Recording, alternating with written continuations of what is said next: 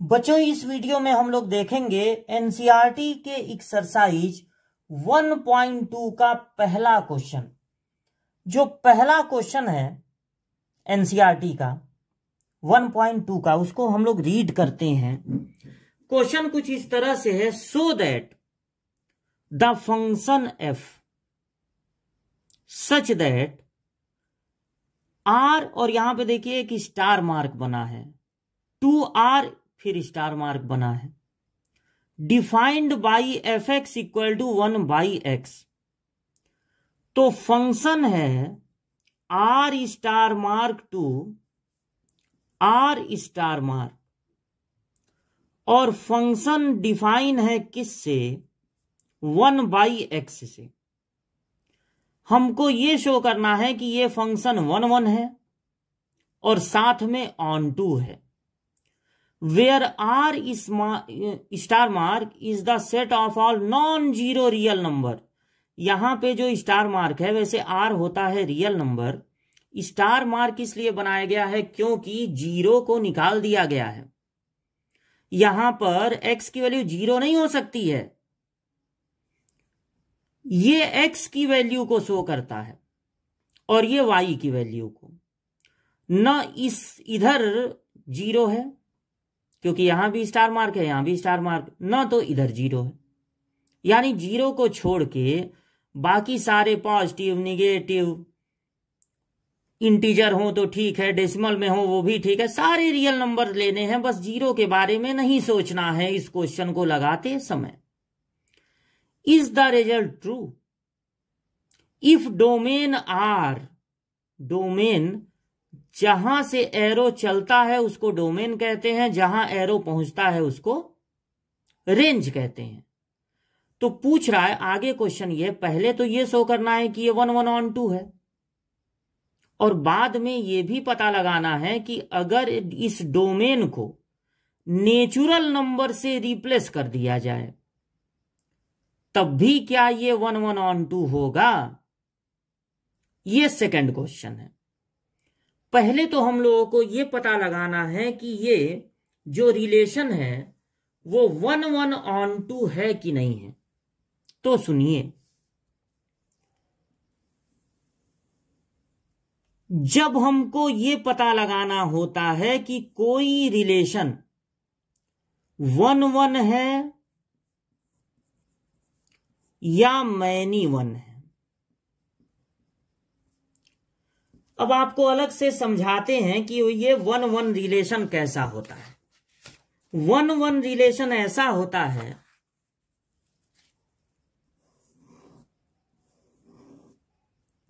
मान लीजिए यहां से एरो चल रहा है, इसमें 3 एलिमेंट है 1 2 3, और यहां पर है 1 2 3 4 5 6।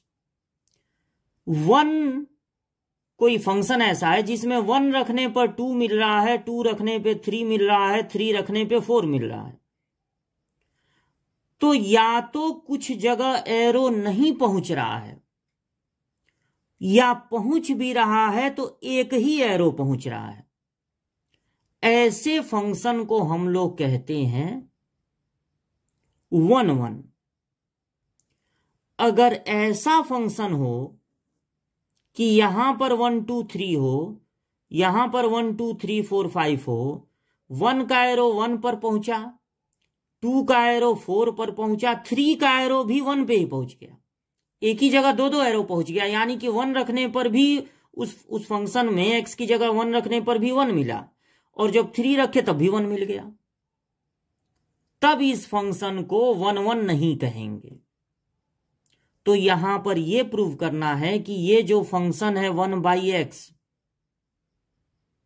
वो ऐसा फंक्शन नहीं है, मैनी 1 नहीं है, वो 1 है। और ऑन टू क्या होता है? अगर आपके फंक्शन में जो रेंज है,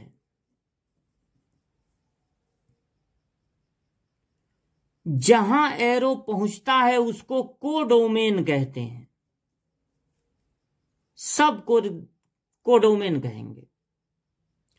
लेकिन केवल जहां एरो पहुंच रहा है, जहां नहीं पहुंच रहा है उसको छोड़ दीजिए। तो इसको हम लोग रेंज कहते हैं। अगर कोडोमेन में ज्यादा एलिमेंट हैं और रेंज में कम है तो उसको ऑन टू नहीं कहेंगे। ऑन टू ऐसा होता है कि यहां पर कोई भी एक्स्ट्रा एलिमेंट नहीं होना चाहिए। यानी अगर इसमें 1 2 3 है, इसमें 1 7 8 है, 2 रखने पर 1 मिला, 1 रखने पर 7 मिला, 3 रखने पे 8 मिला, तो हर जगह एक ही एरो पहुंचा, यानी ये 1 1 है, और कोई भी एक्स्ट्रा एलिमेंट नहीं है, यानी कि ये ऑन टू है। तो ये जो फंक्शन है हमारा 1/x, वो 1 1 है और ऑन टू है, मतलब इस टाइप का है। ना तो उसमें कोई एक्स्ट्रा एलिमेंट है, मतलब वो ऑन टू है, और हर जगह एक ही एरो पहुंच रहा है, मतलब कि वो 1 1 है। तो जब हमें पता लगाना होता है कोई फंक्शन 1 1 है कि मैनी 1 है, तो हम लोग उस फंक्शन में एक बार x1 रखते हैं, एक बार x2 रखते हैं, और दोनों को इक्वल कर देते हैं। यानी इस फंक्शन में एक बार x की जगह x1 रखेंगे, फिर x की जगह x2 रखेंगे, और दोनों को इक्वल कर देंगे। यहां से जब हम आगे बढ़ेंगे तो अगर हमें आगे चलकर x1 इक्वल टू x2 मिला तब 1 1 होगा, और x1 इक्वल टू x2 ना मिलके, सुनिए ध्यान से, अगर हमें x1 इक्वल टू x2 मिला तब 1 1 होगा। इसके अलावा कुछ और मिला, जैसे x1 equal two plus minus x2 मिला, या x1 equal to x2 plus 3 मिला, या x1 equal to 2x2 plus 4 मिला, मतलब x1 इक्वल टू x2 के अलावा कुछ और मिला, तब ये हो जाएगा कि मैनी 1 है। समझे बात को? जब हमें ये पता लगाना होता है कि 1 1 है कि मैनी 1 है, तो काम क्या करना है, fx1 को fx2 के इक्वल कर देना है। मतलब एक बार फंक्शन में x1 रखना है x की जगह, और एक बार x2 रखना है। अगर यहां से क्रॉस मल्टीप्लाई हो रही है, x1 इक्वल टू x2 मिला, इसका मतलब ये फंक्शन 1 1 है। अगर x1 इक्वल टू x2 के अलावा कुछ और मिलता तो ये हो जाता कि वो फंक्शन मैनी 1 है। अगर हमें ये पता लगाना है कि फंक्शन ऑन टू है या इनटू, मतलब कि इनटू इसको कहेंगे जिसमें एक्स्ट्रा एलिमेंट भी हो, और ऑन टू इसको कहेंगे जिसमें एक्स्ट्रा एलिमेंट ना हो, तो ये पता लगाने का तरीका होता है, पहले फंक्शन को y से रिप्रेजेंट कीजिए।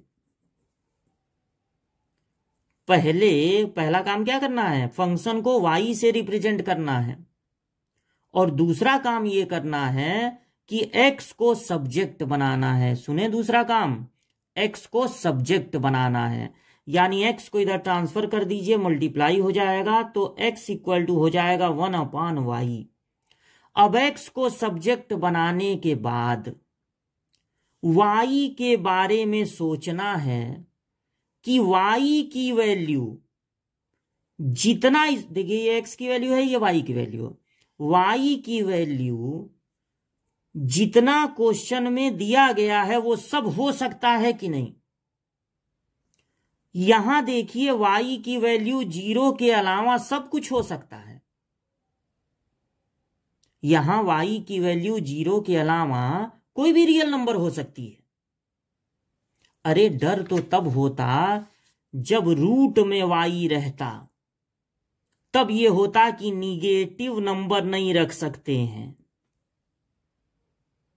लेकिन यहां पर कोई डर नहीं है। एक ही डर है कि y अपॉन में है, कहीं 0 ना हो जाए, लेकिन 0 तो दिया ही नहीं गया है क्वेश्चन में, इसलिए y की वैल्यू वो सब हो सकती है जो क्वेश्चन में दिया गया है, मतलब कि हर जगह एरो पहुंचेगा। y की वैल्यू वो सब हो सकती है जो क्वेश्चन में दिया गया है, यानी हर जगह एरो पहुंचेगा, एक्स्ट्रा एलिमेंट नहीं रहेंगे। तो सुनिए फिर से ध्यान से, जब हमको ये पता लगाना होता है ऑन टू है कि इनटू, तो फंक्शन को सपोज कर लेते हैं y, फिर x को बनाते हैं सब्जेक्ट। अब y के बारे में डिस्कस करते हैं कि y की वैल्यू क्या क्या हो सकती है। अगर y की वैल्यू वो सब हो सकती है जो क्वेश्चन में दिया गया है, तो इसका मतलब ये फंक्शन होगा ऑन टू। इसका मतलब हमने प्रूव कर दिया, शो कर दिया कि ये क्वेश्चन, ये जो फंक्शन है वो 1 1 ऑन टू है। अब सोचिए, अगर इस डोमेन को, एक बात और सोचनी है, यहीं पे क्वेश्चन खत्म नहीं हुआ है। अगर डोमेन की जगह नेचुरल नंबर हो जाएं और रेंज यही रहे, रेंज जो है वो यही रहे, सारे नॉन जीरो रियल नंबर, तब भी क्या आंसर यही आएगा? ऐसा क्वेश्चन वाला पूछ रहा है कि तब भी क्या 1 1 ऑन टू ही होगा। तो चलिए इसको किसी दूसरे पेज पर फिर हम लोग डिस्कस करते हैं कि अगर n डोमेन हो जाए n और लेकिन रेंज यही रहे, सारे नॉन जीरो रियल नंबर, तो पहला तो 1 1 और मैनी 1 में 1 1 ही होगा, क्योंकि fx1 को fx2 के इक्वल करेंगे तो 1/x1 equal to 1/x2 cross multiply से x1 इक्वल टू x2, यानी कि 1 1 ही होगा। लेकिन जब हम फंक्शन को y सपोज करेंगे और x को सब्जेक्ट बनाएंगे और y के बारे में डिस्कस करेंगे, y के बारे में डिस्कस करेंगे, तो यहां पर हमको यह भी सोचना पड़ेगा कि y की ऐसी ही वैल्यू होनी चाहिए कि x की वैल्यू, सुनिएगा ध्यान से, y की ऐसी वैल्यू होनी चाहिए कि x की वैल्यू नेचुरल नंबर आए। अब बताइए क्या y की वैल्यू 2 हो सकती है? नहीं, क्योंकि 1/2 हो जाएगा। अब 2 तो रियल नंबर होता है, यानी जहां एरो पहुंच रहा है वहां पर तो 2 लिखा ही होगा, क्योंकि सारे नॉन जीरो नंबर हैं। लेकिन 2 तक एरो नहीं पहुंचेगा भाई, क्योंकि कोई भी नेचुरल नंबर यहां पे रखा जाएगा। एक्स क्या है? नेचुरल नंबर अब हो गया है। कोई भी नेचुरल नंबर रखा जाएगा तो 2 कैसे मिलेगा? 2 रखने पर नेचुरल नंबर कहां मिल रहा है? 3 नहीं हो सकता, 4 नहीं हो सकता, 5 नहीं हो सकता, 6 नहीं हो सकता। y की वैल्यू हो सकती है 1/2, 1/3, 1/4, यानी सारे रियल नंबर नहीं हो सकते हैं नॉन जीरो। 2 तक एरो नहीं पहुंचेगा, 3 तक एरो नहीं पहुंचेगा, कुछ हो सकते हैं कुछ नहीं। अरे यहां पर नॉट इक्वल टू लिख दिए, यहां पर y होगा इक्वल टू, मतलब y की वैल्यू अब यहां 1/2 हो सकती है। वहां पर दोनों के दोनों क्या थे? रियल नंबर थे। तो बस y को डिस्कस कर रहे थे, x को डिस्कस करने की जरूरत ही नहीं थी। अब ये हो जाएगा, इसका मतलब कुछ जगह एरो पहुंचेगा, कुछ जगह एरो नहीं पहुंचेगा, यानी अब ये ऑन टू ना होके हो जाएगा इनटू। तो जो आपका क्वेश्चन था कि अगर n में रिप्लेस कर दिया जाए डोमेन को, तो क्या यही आंसर रहेगा? 1 1 ऑन टू ही होगा? तो बता दीजिएगा भाई 1 1 तो रहेगा, लेकिन ऑन टू ना हो के अब हो जाएगा इनटू। तो ये है आपके पूरे क्वेश्चन का सॉल्यूशन। ठीक, इसको नोट कर लीजिएगा। अगली वीडियो में दूसरे क्वेश्चन के साथ मिलेंगे।